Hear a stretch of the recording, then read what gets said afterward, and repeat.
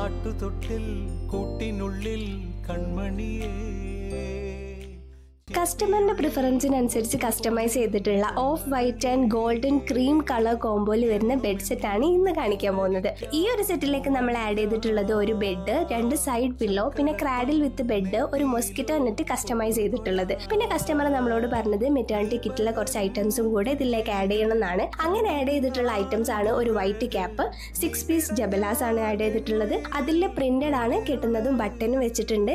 3 piece റോംബറും കൂടെ add ചെയ്തിട്ടുണ്ട്.